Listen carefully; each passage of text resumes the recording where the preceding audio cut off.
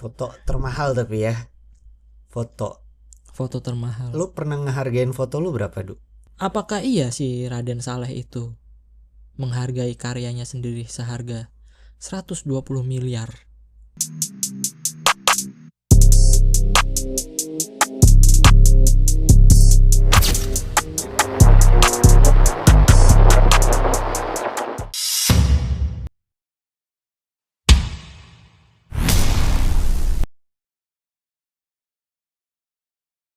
Cek. Cek. Oke. Kamera roll. Kita sudah di episode keberapa ini ya? 3. Sudah episode 3. Enggak dong. Hah? Episode 3 baru tayang. Temen gua. Oke. Jadi ya, mohon maaf. untuk di sini kita masuknya ke episode 4. Iya benar 4. Oh, benar 4. Kita di episode yang keempat ini. Jadi gimana nih? Gimana kabar? Kabar baik. Lu belum bosan kan ngobrol? Enggak, gue malah takut lu yang bosan. Enggak sih, seru loh. Seru gak sih? Iyalah, gue kan emang suka ngobrol sama lu. Ya emang kita ngobrol mulu sih emang dari kapan? Udah lama lah kita ngobrol terus. Dan apa nih yang dilihat setelah 2 episode ini kita ngobrolin yang didapat? Ada nggak ya yang didapat selain sotografi? Ada nggak ya yang mereka dapat gitu dari kita? Ya semoga dapat buat mereka yang audiens yang belum benar-benar mengetahui fotografi, semoga semakin salah persepsinya ya tentang fotografi. Ya salah gimana nih? Ya kan kita fotografi. Oh iya benar. Jangan sampai tersesat ya. Ya. Dengan obrolan kita. Enggak, harus tersesat dong. Oh harus tersesat ya. Dengan obrolan kita. Dengan obrolan kita. Karena menurut gue fotografi itu mending nggak ada arahnya. Biar explore terus. Oh, biar selalu muncul ide baru. Iya. Cuman di stuck di situ aja, nggak cuman itu aja gitu loh. Ya kemarin kan gue juga baru tahu kalau misalnya ada bird view. Ya bird view pernah dengar sih. Cuman frog view gue baru baru tahu gue. Iya, ya jadinya juga belajar lagi gitu kalau kita ngobrolin fotografi gini. Kalau mengingat lagi. Jadi kayak mengingat lagi yang kayak bird view, frog view, ice view tuh mata manusia. Ada low angle, high angle gitu. Bird angle tuh di atasnya high angle gitu sih. Ya gitulah. Jadi belajar lagi lah gitu. Tapi lu ada yang benar-benar terpukau nggak sama mata kuliah fotografi yang paling lu inget? Kayak oh ini gini, oh itu gitu, ada nggak? Soalnya kan gue nggak ngikutin mata kuliah fotografi. Tapi kan lo tahu kan fotografi Otodidak banget. Ya sebenarnya sih juga otodidak sebelum masuk ini ya ke jurusan fotografi kan. Gue juga otodidak dari SMA kan. Ya kayak cuman motret biasa aja sih pakai pocket gitu. Cuman ya setelah masuk ke jurusan yang dimana lebih mengkerucut mempelajari ilmu fotografi ya akhirnya dapat banyak hal yang emang harus diketahui gitu. Kayak ada berapa jenis gitu fotografi itu ada banyak. Iya. Kayak untuk fotografi jurnalis, fotografi komersil, dan fotografi yang fine art gitu. Yang fine art tuh gimana? Fine art itu adalah fotografi yang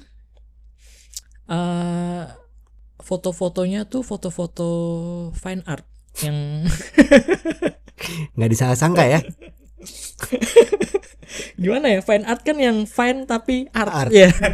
Apa sih fine art tuh bahasa Indonesianya? Ya seni murni bukan? Ya semacam itulah gitu. Maksudnya yang memang lebih memiliki nilai seni lebih lah gitu di fotonya. Karena berkarya fine art itu foto-foto yang biasanya memang isinya tuh adalah dari si fotografernya sendiri.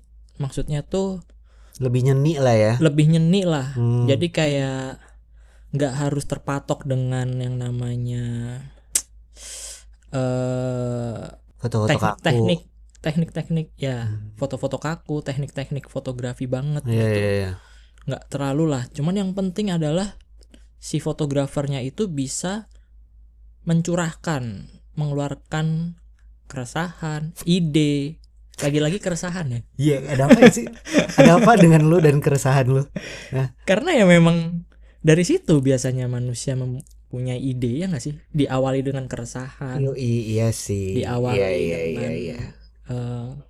Ya. adalah gitu gagasan yang ingin dia keluarkan melalui ide, berkarya lewat. Jadi kayak seniman aja, Iya, iya, iya. penyanyi, iya kan? Ya emang banyak karya itu dimulai dari keresahan sih. Iya kan? Bener loh. Terus akhirnya dia ingin mengeluarkan gagasannya. Ya lu jatuh cinta kan ada keresahan di hati kan. Bener Yoi. banget. Akhirnya menciptakan lagu-lagu cinta. Oke. Lu pernah bikin foto yang temanya romantis? Yang temanya romantis pernah. Oke. Tapi kan romantis itu kayak gimana ya romantis? Ya makanya gue pengen tahu. Ya kan bisa general banget kan. Romantis menurut orang mungkin beda-beda. Tapi nggak juga sih ya. Mungkin lebih dramatik kali ya romantis itu. Atau apa ya? Ada bunganya kali? Enggak. Itu gotik banget sih, gotik. Nah itu kan maksud gue. Iya, iya, iya. Bisa jadi bunga itu jadi gotik, bukan romantis. Ya romantis ya, membuat foto yang romantis. Pernah aja. Ya salah satunya fotoin bunga mawar, fotoin burung nangkring sendirian, galau nggak tuh dia? Itu romantis nggak jadinya galau ya jadi? Burung sendirian ya. Sendirian nangkring di kabel listrik. Perspektif sih. Foto bulan romantis loh. Oke. Balik lagi ke bulan. Iya, iya, iya. Iya kan. Berarti sebetulnya foto romantis itu harus berjalan bersamaan dengan ini ya, apa ekspresi dari yang lihat juga ya. Iya. Jadi kalau misalnya fotografernya itu tidak relate sama audiensnya ya jadi nggak romantis ya. Iya nggak sih?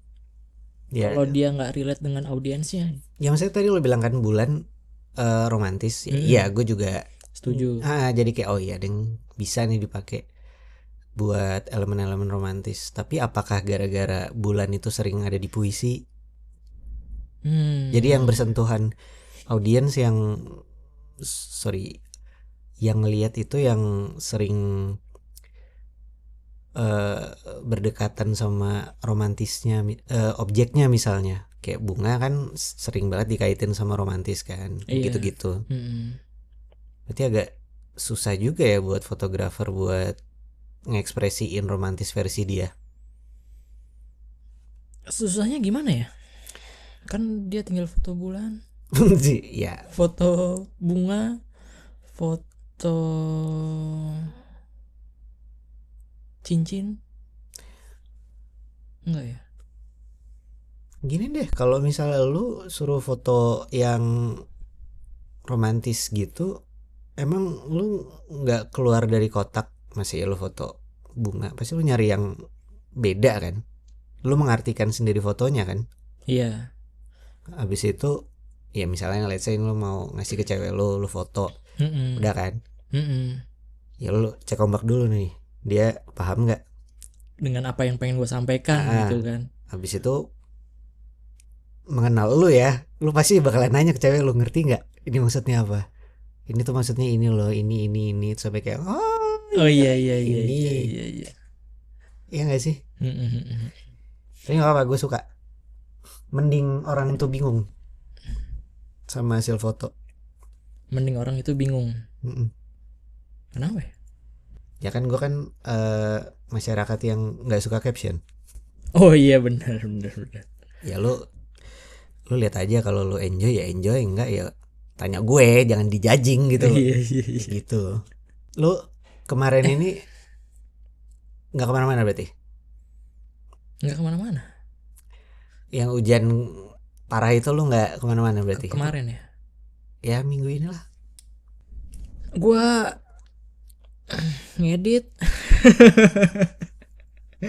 Gua ngobrol. Jadi kayak apa ya, di sini tuh gua ngobrol dengan salah satu teman gua kemarin. Namanya Huga kan. Oke. Ya ya ya. Dia jago ya digital magic ya si Huga. Iya, dan itu membuka gua pikiran gua sih, ngebuka lebih luas lah gitu tentang fotografi. Kayak fotografi ya nggak sekedar hanya motret, tapi ya dia juga bisa berkarya, bisa membuat sebuah foto dengan pergabungan gitu. Seni gabungan ya. Dia tuh menggabungkan antara seni fotografi dan seni lukis yang kita obrolin kemarin. Digital Iya kan? imaging. Iya, tentang fotografi dan seni murni, seni lukis. Iya iya. Fotografer versus lukis, seni pelukis. Pelukis. Nah, dia bisa menggabungkan itu, menggabungkan dua ide itu. Bahkan juga ya fotonya itu terinspirasi, karyanya itu terinspirasi ya dari salah satu pelukis terkenal gitu, Raden Saleh. Tapi gue juga sempat lihat sih yang lo tunjukin, keren sih lukisannya. Kayak ini nih. Ini nih. Nah tuh, iya kan, dia tuh terinspirasi dari lukisan Raden Saleh. Perburuan banteng. Yang banteng itu ya, iya iya. Makanya kayak dia bisa menggabungkan itu gitu. Gimana menurut lo ini karya? Ini nih. Jadi suka ada fenomena dulu. Kalau misalnya gue nggak tahu ya itu berlaku di generasi kita atau sebetulnya juga sebelum-sebelumnya, nggak, gue rasa sih di generasi kita sih. Jadi tuh banyak modifikasi dari kiblat satu gaya seni nih misalnya, terus dijadiin seni modern. Tapi orang taunya tuh gambar aslinya tuh yang udah dimodifikasi. Jadi rootsnya tuh malah hilang. Oke. Nah ini kalau misalnya, gue yakin banget nanti ini, kalau ini kan udah ada di internet nih. Udah. Karena dia waktu itu melelang karya ini tuh di NFT. Oh, gokil. Jadi ya kemungkinan sudah dibeli sama, pada saat itu ya udah dibeli sama orangnya. Sama orangnya. Nggak tahu sama pembeli, sama pembelinya gitu kan. Nah, ini kalau misalnya ada orang Gen Z lah, let's say, ngelihat gambar ini lebih dulu ini, terus abis itu ngelihat lukisan aslinya misalnya, jadi kayak nggak menutup kemungkinan kalau misalnya gambar yang menginspirasi si Huga ini tuh yang dibilang ngikutin, paham nggak? Oh, jadi kayak mengcopy gitu ya. Jadi malah yang inspirasinya itu yang dibilang yang ngopi si Huga. Oh, inspirasinya yang jadinya ngopi Huga. Karena lah, tapi kan udah duluan si lukisan kalau misalkan dicari kan. Nah, karena apa? Info itu kan belum tentu ada di internet. Iya sih, nggak ada ya. Belum tentu, gue bilang. Belum tentu muncul lah. Untuk beberapa gaya lukisan lah. Tapi gue nggak, konteks gue bukan lukisan ini ya. Oh iya. Lebih ke DeviantArt. Jadi bukan lukisnya di gimana ya? Ya ibaratnya ya lukisnya di AI lah kayak gitu loh. Padahal ya bukan AI sih, gue nggak tahu softwarenya apaan. Iya. Kayak gitu. Jadi pernah sempet gue ngeliat ada orang ribut cuman gara-gara nih siapa yang niru kayak gitu. Itu ada juga ya? Apanya? kasus itu maksudnya? Oh ada banyak. Lucu aja kalau ngeliat-liat forum saling Forum kayak DeviantArt itu. Itu forum ya DeviantArt. ada gue baca di Reddit sih. Oh. Ya mohon maaf ya nggak bisa buka Reddit. Tapi ini keren sih. Iya kan, gue juga salah satu yang amazed sama dia gitu. Maksud gue dia bisa membuat ini gitu, karya ini gitu. Ya gue ngelihatnya pun ya udah, ini murni gitu loh. Ini gue menggambarkan parodi, versi parodi yang satir ya. Oh ya. Apa yang lo lihat emang ini? Ini COVID bukan sih? Bener sih. Iya kan? Karena memang pada saat itu dia ini identik banget dengan COVID. gitu. Karena ya dia di ruangan terus. Mungkin ya dari situ kayak keluarlah ide-ide itu. Jadi ini ibaratnya satria Berkuda. medis, Ya, medis berkuda. mencoba untuk melenyapkan virus COVID ya. Iya betul. Jadi bantengnya itu di sini COVID-nya, virusnya gitu. ya. Sedangkan di lukisan aslinya ya perburuan banteng, banteng yang sedang diburu, gitu sih. Jadi kayak wah relate sih pada saat itu, memang ini relate. Jadi setelah gue cari-cari, gue browsing seni-seni seperti yang dilakukan Huga ini, itu banyak yang melakukan itu gitu. Kayak misalkan di lukisannya Mona Lisa, itu juga ada yang dia parodikan di lukisan itu. Kayak misalkan dikasih apa ya, banyak sih. Kayak misalkan ini. Nah nih. Iya. Banyak tuh. Iya. Jadi kayak dibikin. Nah nih. Maksudnya tuh banyak para seniman pun yang lain juga melakukan hal yang seperti itu gitu. Iya. Di lukisan-lukisan terkenal lah khususnya. Lagi rokok, yoi, minum bir ya kan. Jadi ini kreatif sih orang-orang nih. Seniman modern abstrak lah gitu. Dia menggabungkan dari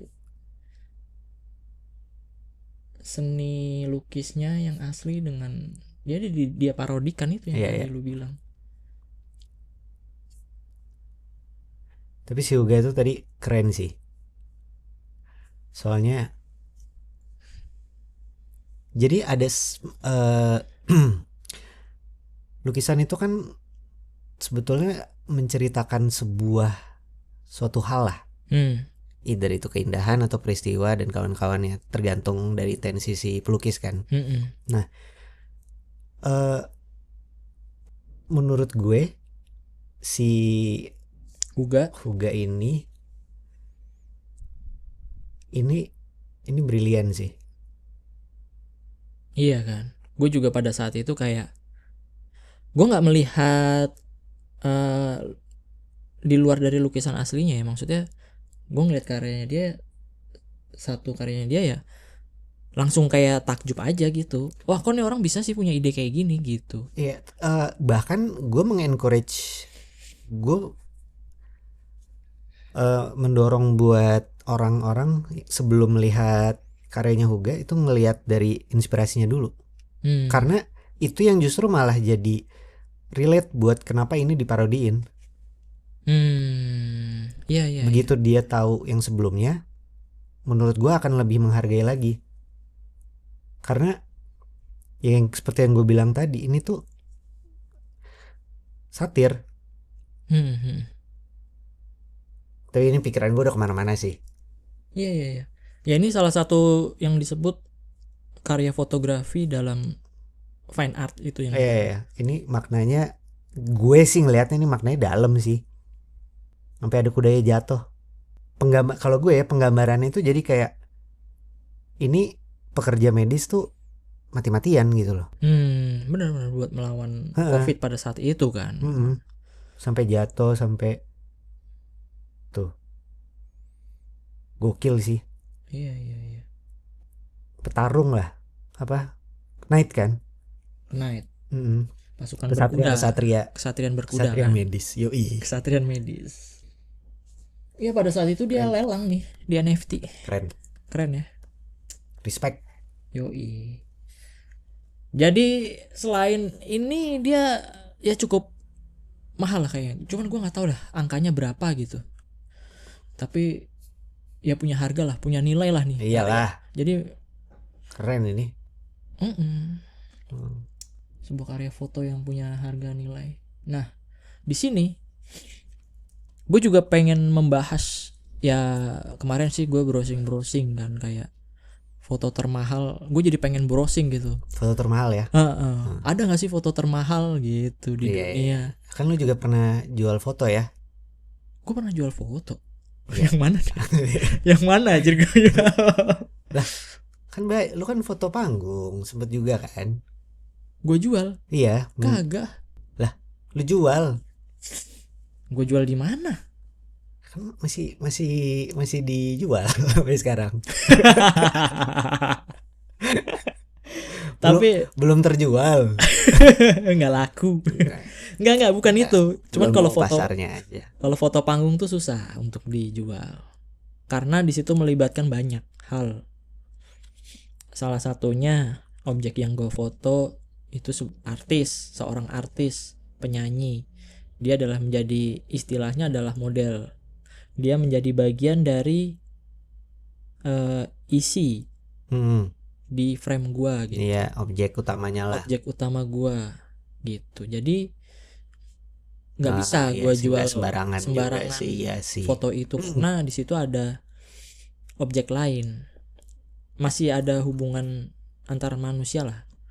Jadi etikanya tuh ada di situ. Tapi kalau misalnya kayak gitu sebetulnya hak milik siapa sih? Hak milik ya? Iya, ini soalnya sempat ada perdebatan juga.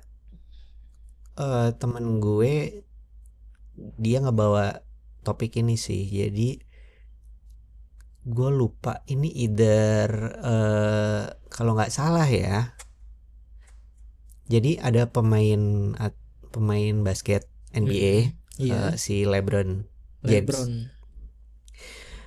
Dia itu difoto sama fotografer. Iya. Habis itu fotonya itu kan ada di internet jadinya lah. Itu kayak gimana? Habis itu fotonya itu dipakai sama si LeBron James.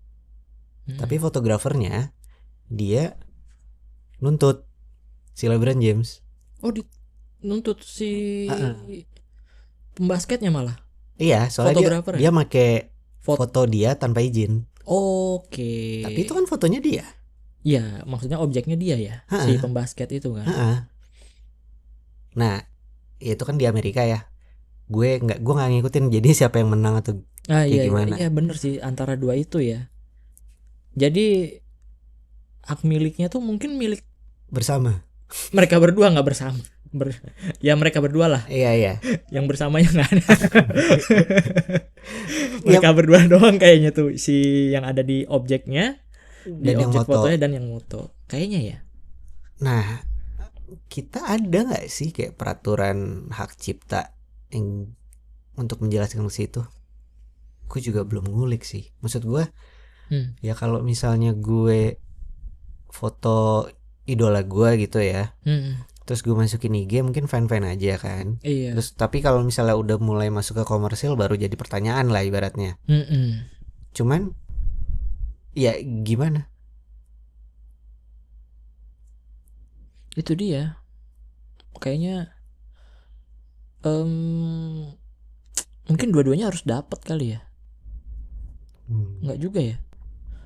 Ya maksudnya si fotografer dapat, si objeknya pun juga dapat. Tapi maksudnya itu juga susah sih ya.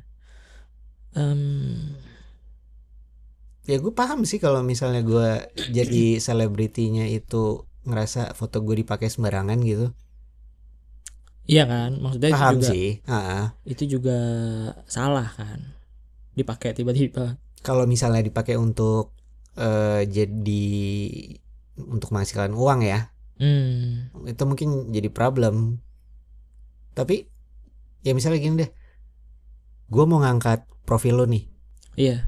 Di Instagram gue misalnya, gue ngangkat lu, terus gara-gara gue ngangkat lu, followers gue jadi banyak nih misalnya nih, padahal sebetulnya gue lagi mau ngepromot lu, tapi kan gara-gara gue mau ngepromot lu terus gue jadi followers gue jadi banyak, kan seolah-olah yang diuntungkan kan gue. Oh iya iya. Nah kalau kayak gitu gimana? Pusing nggak lo? Iya sih. Pokoknya itu gimana ya? Makanya kayak jadi karena mungkin apa ya? Pusing sih. Iya kan? Belum ya, Belum. emang udah gentleman agreement aja udah kalau kayak gitu kan. Iya siapa yang tahu juga. Yang penting transparan aja sih kali ya. Ini memang mesti harus diomongin di depan dulu kali ya. Aku kalau sebelum foto orang atau sebelum kayak niatan nih Selain gimana. public figure. Ya semuanya sih. Oh semuanya ya.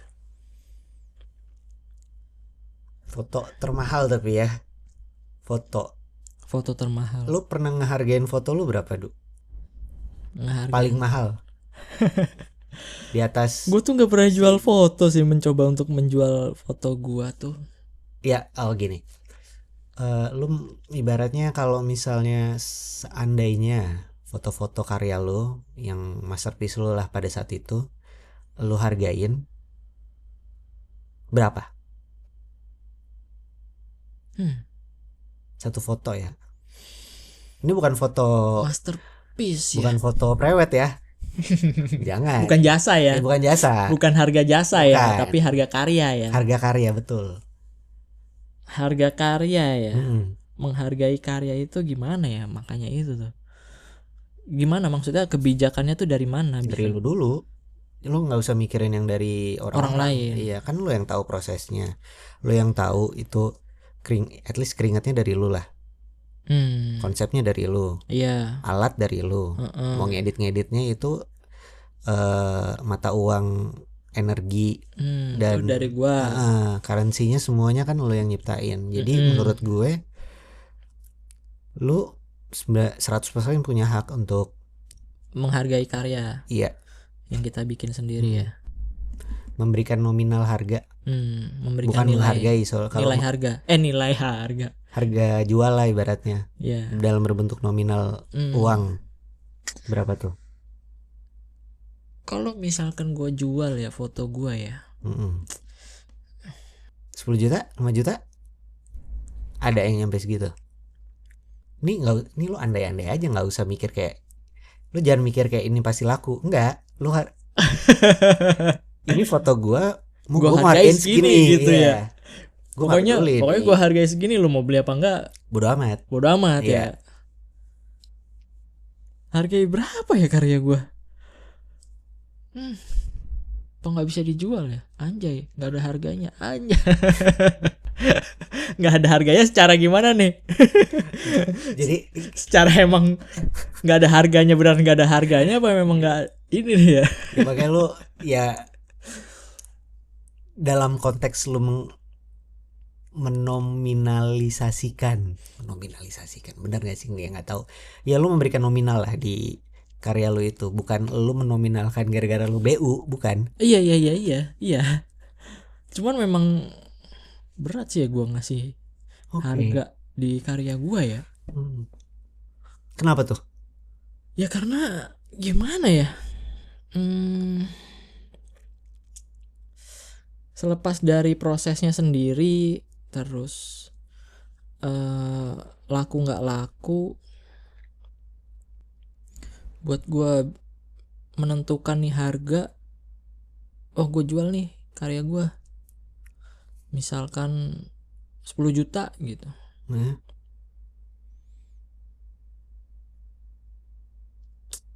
Kayak gue apa ya, ngerasa gue belum merasakan karya gue bisa untuk dihargai 10 juta atau 200.000 atau dihargai 50, 100 juta. bahkan 1 M. Karena gini, apakah iya si Raden Saleh itu menghargai karyanya sendiri seharga 120 miliar?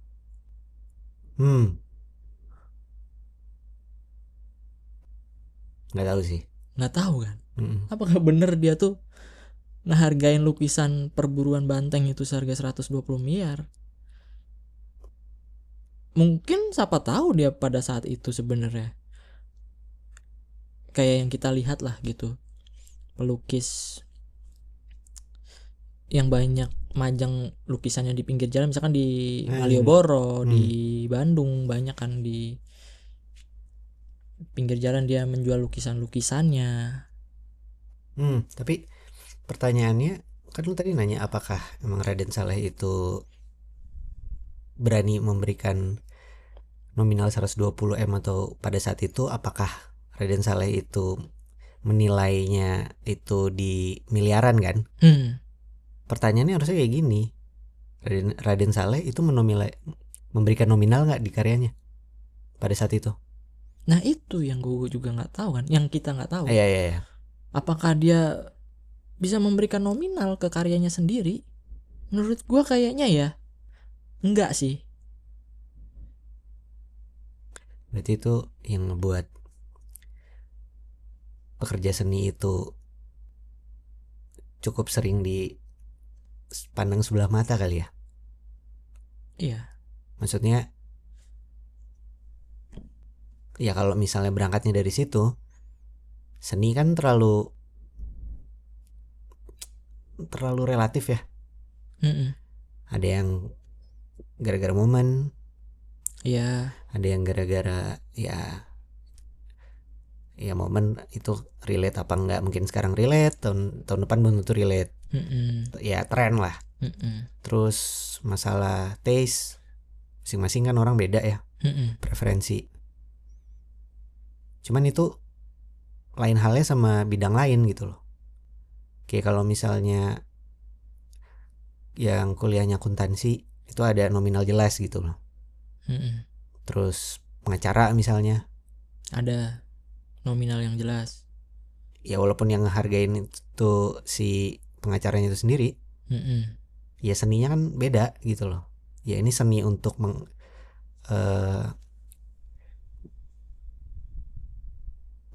bukan mengatur sih, sotoy banget gue.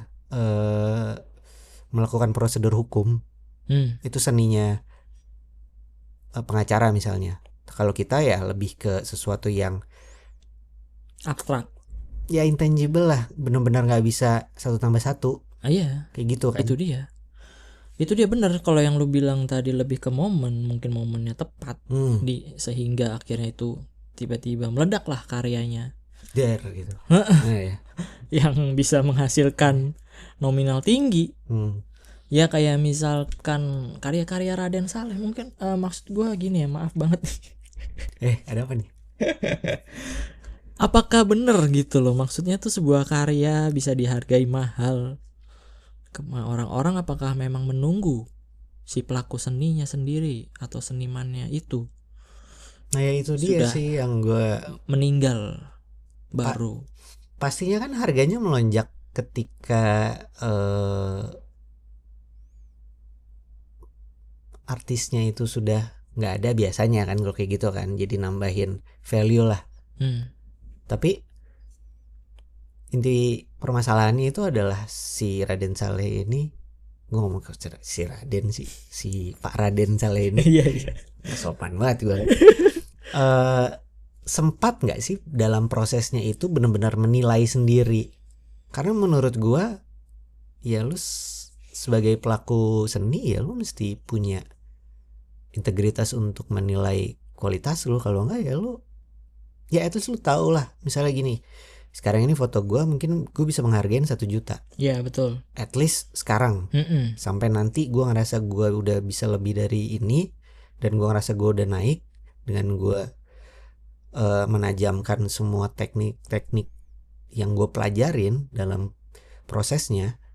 Gue jadi punya gue jadi punya kapasitas untuk naikin harga nilai gue. Hmm. Kalau nggak lu nggak paham nanti lu keep in check nih kayak gimana. Dan ya pelaku seni nggak sembarangan menurut gua.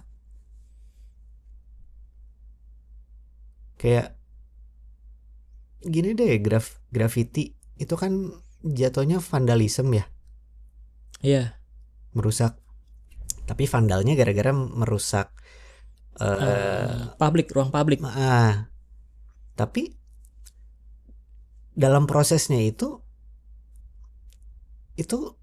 mereka belajar gitu loh, ngeluarin duit juga, terus benar-benar ya coret-coretannya di situ.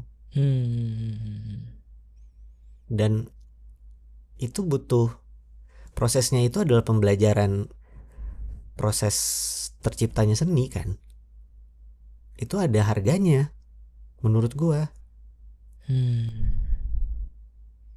Jadi menurut lu Iya, di karya itu ada harganya. semua seni itu ada harganya. Iya, ada nilai nominalnya lah, harganya itu ya. Dan menurut gua lu boleh memberikan nominal itu. Nanti rasionalnya ya, tapi lu benar-benar bertanggung jawab atas harga yang lu kasih. Oke. Bukan kayak lu mau jual buang gitu loh. Jual apa? Jual buang. Jual asal gitu ya. Iya, lu nggak mau jual, jadi lu jual buang gitu loh. Kayak misalnya ini. Nih, iya. Berapa gue bayarin dong? Iya. 10 juta deh, kan nggak make sense tuh. Karena lu nggak mau ini dibeli. Tapi kan gue bener 10 juta ya, nih gue kasih 10 juta kan. Terus gue ambil. Nah, lu bingung tuh. Iya. Itu harga buang. Iya. Bahkan juga bingung lah, kok dia mau sih 10 juta nih? Jangan lebih tinggi. Iya kan? Nah, itu udah beda lagi, karena menurut gue kalau lo ngomongin perspektif seni, ya biasanya kan yang lebih menghargai seni itu adalah orang yang duitnya lebih lah ya. Iya. Jadi ya udah, itu masalah hoki lu aja. Ya karena memang apa mungkin ya seni itu hanya untuk kalangan atas? Enggak ya? Enggak. Hanya untuk orang yang punya uang lah, yang bisa membeli seni itu sehingga bisa dibawa pulang dan dinikmatin seninya. Kalau menurut gua itu ada kelas-kelasnya sih. Masalah prioritas. Misalnya yang menengah ke bawah ya mereka lebih prioritasnya lebih untuk misalnya kebutuhan pokok. Jadi kalau toh mau keindahan mungkin apa ya, mereka lebih ke pakaian mungkin. Ya, bukan kebutuhan pokok. Ya keindahannya beda gitu loh. Karena ya lu kalau misalnya duit beku lu banyak ya, kemungkinan lu beli ya banyak gitu loh.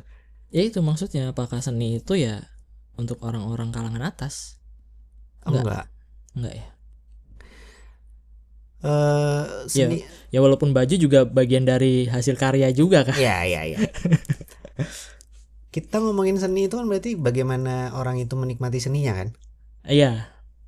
Jadi mungkin yang menengah ke bawah, yang kelas bawah itu lebih ke bagaimana menikmati seni yang mudah dinikmati.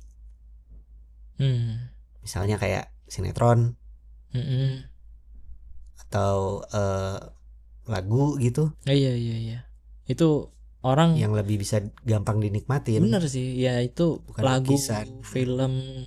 Kita ya maulah membeli kaset, CD-nya ya kan, untuk bisa menikmati musiknya. Jadi lo nggak bisa nih ya menghargai foto lo ya? Nggak bisa sih ya. Mungkin biarkan ya, lebih ke ya mungkin ya gue kalau misalkan hargai kayak nggak bisa deh. Apa biar orang lain aja yang ngehargain ya? Nah itu dia permasalahannya. Lu mau ekspektasi orang ngehargain lu berapa kalau lu aja nggak mau ngehargain? Oke. Di situ ya poinnya ya.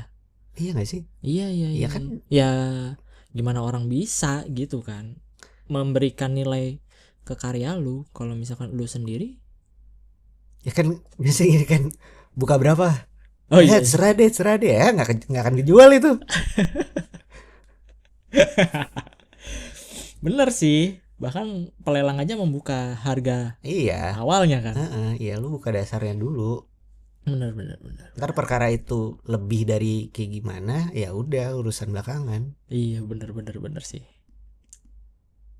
Ya nanti coba gue pikirin lagi ya. Oke. Harga karya gue berapa ya. Tapi lu pernah ngejual karya emang? Pernah. Apa ya?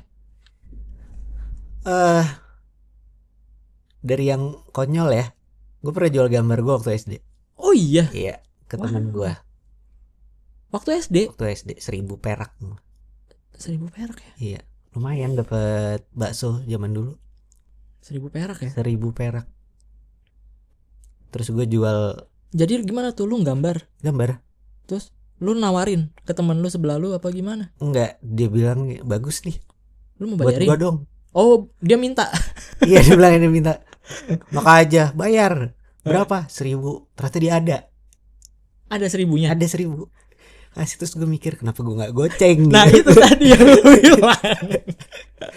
Lu harganya segini, kok dia mau? Iya. Ya kan? Apa jangan lebih mahal ya? Gue mikir ininya soalnya buku gambarnya. Oh harga Kan, buku gambar ya. Kan Modalnya buku A3 lah itu ya. kan. Modalnya ya. Gue mikir kayak ini gue robek. Gue kalau dulu soalnya buku gambar tuh 1.500 kalau nggak salah. 1.500 berapa lembar? A3 yang 10 itu ya? 10 lembar kan? Lupa sih Oh, gue. 20 lembar ya? Kayak 20 lembar ya? Ya pokoknya buku gambar gue tuh selalu habis. Jadi kalau misalnya teman-teman gue itu di pelajaran menggambar itu satu kertas doang, gue tuh bisa 5. Jadi gue gambar gue cepet gitu loh. Dan jago lu ya? Kagak, gambar aja. Tapi tulisan lu jelek. Balik lagi nih. Lu bisa gambar, tulisan lu jelek apa bagus? Tapi lu bilang waktu itu jelek sih. Tulisan sambung kan? lu. Iya, jelek. Tapi gambar lu bagus. Gue gak bilang bagus juga. Bisa gue lebih sering coret-coret. Ya gue pernah ngejual. Foto juga pernah gue jual. Oh, foto pernah lu jual pernah. Waktu itu satu frame gue jual 500. Itu 2010 lah. Satu foto, satu frame 500.000. 500.000. Itu pas kapan lu? SMA? 2010 enggak SMA dong. Udah kuliah ya? Iya. 500.000 satu foto? Iya. Ada yang beli? Ada dong. Temen lu? Enggak, orang random. Kayak CFD yang sekarang gitu loh. Gue jadi kang foto. Oh lu udah. Hah? Dari 2010 udah lu duluan ya berarti ya? Ya. Maraknya tuh kan baru-baru ini yang kayak lu nungguin orang-orang olahraga lari, sepedaan kan? Iya, jadi gini. Gue nggak semata-mata gue jadi kang foto ya. Cuman gue jadi gini. Waktu itu gue lagi event. Dan gue itu kebetulan jadi stage manager lah di situ. Gue dipercayain buat jadi stage manager di situ.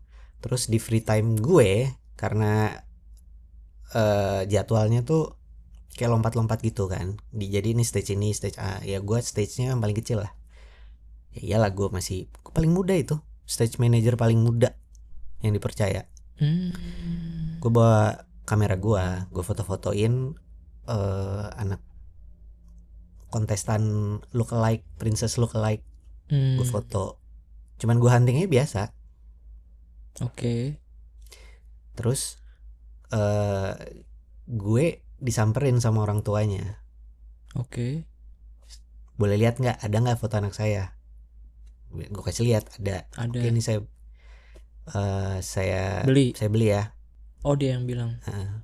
Yang ngasih harga dia juga. Dia langsung ngasih 500.000. Oh iya. Maksud gue nggak jual-jual lagi. Kenapa? Lah kan Ya enggak, ya lo kan nanya kan, gue pernah apa enggak? Udah, itu sejarah gue situ doang. Jadi dari 1.000 ke 500.000, habis itu gue nggak jual lagi. kenapa? Ya belum aja Oh, gitu. belum aja. Ya biasa gue langsung ke profesional kan. Oh, langsung. Jadi jasa gue yang gue hargain, dihargain, bukan ya. ini ya. Ya, terus inilah kita Oh ya, balik lagi nih. benar. Udah makan berapa lama itu tadi durasi? Udah sejam itu, lu lihat 25 menit. Hah? Kita belum bahas apa-apa ini. Wah kocak. Emang nggak berasa sih kalau ngobrol tuh ya. Iya benar. Foto termahal ya. Lu kan nggak bisa ngehargain tuh tadi.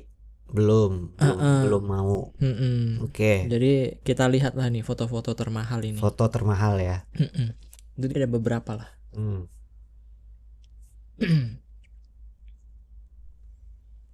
Kita lihat dari yang paling bawah nih. Ada 2-3 guys. Banyak ya. Tapi kita lihat yang paling bawah nih. Seharga karya Edward Weston berjudul Nude 1925 terjual 22,5 miliar.